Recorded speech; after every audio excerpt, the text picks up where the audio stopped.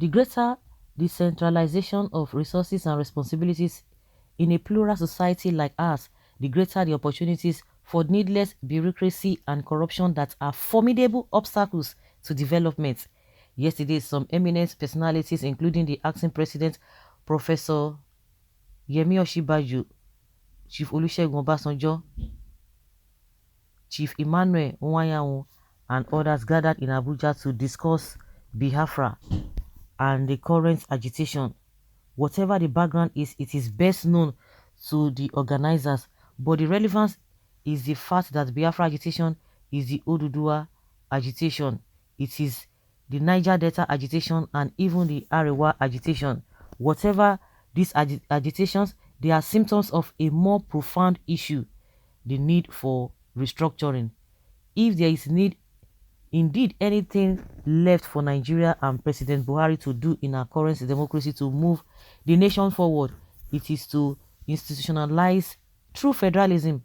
I may not support separatists and ethnic jingoists, but I am in support of the call for the decentralization of Nigeria for effective management and fast-tracked development.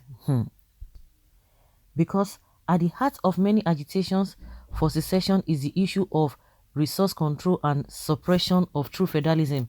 A great party, the All Progressives Congress APC, and especially President Buhari must find the courage to do this if we are sincere about moving the nation forward, not because people are agitating but because it is the right thing to do.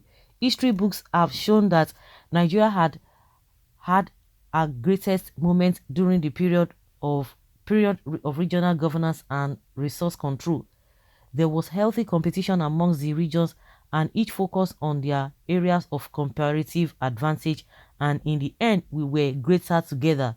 I appreciate the ongoing efforts by our leaders to diversify, to cleanse the system of corruption and to retool the nation's workforce. But to make lasting impact, we need to make the nation positively positive, competitive, and more creative by allowing potentials of our diversity to become manifest. The greater decentralization of resources and responsibilities in a plural society like ours, the greater the opportunities for needless bureaucracy and corruption that are formidable obstacles to development.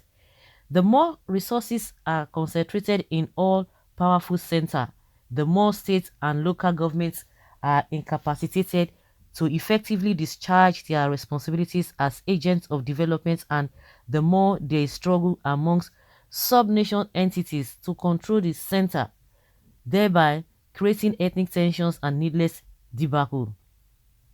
Yet the states and the local governments are where the people live. It is when their potentials are unleashed as units of government closer to the people that any meaningful development can be recorded. A true federal government recognizes that it is the state that give birth to the federal government, which exists for their benefits and not vice versa. Such recognizes that the federal government has powers which the state agrees to cede to her for common convenience. These powers are in the areas of common conveniences like defense, so a joint army, currency, so a common currency and central bank, nationality, so the question of nationality and citizenship. Historically, politically, and culturally, no form of government can better suit Nigeria than a federal system. This is because Nigeria is not homogeneous in many forms. The common factors, if any, in the Nigerian federation is the diversity. This is why those that are opposed to the restructuring of the nation are simply opposed to Nigeria's existence, because these are the only two options before us now. At least we can borrow from the 1963 constitution and the outcome of 2015 constitutional conference. Our development effort must take sufficient cognizance of how to effectively carry the grassroots along through federalism, because it is central to solving many other related problems. Although some people have argued that many of our governors are corrupt and that some of our states are not viable. That in itself is true, but not good excuse for not decentralizing the country.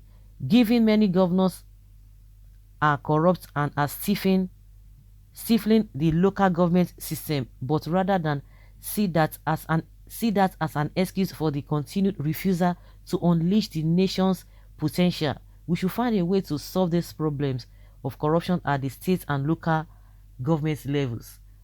And we should encourage the state to think beyond oil and to be more creative like Lagos and Anambra. There is no state in Nigeria that does not have what it takes to develop itself. The only thing missing is the creativity of leadership that is required by governors to turn seeming impossibilities into realities. I support the call for restructuring and true federalism. Great Imo Jonathan. Well, these are the things that we have been talking about from time immemorial.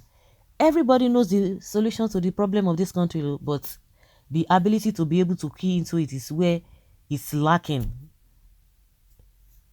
The North does not want a separation, restructuring, good governance. They don't want it.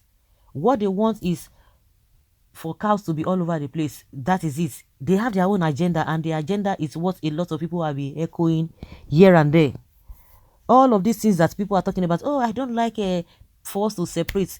Then what do you want? Restructuring. They are still telling you, and you are the ones, you are part of the people who are castigating those who are calling for separation. You say separation, restructuring is the best. And the restructuring you are talking about, they say they don't want it because they see it as it's synonymous to break up. So where we won't start from?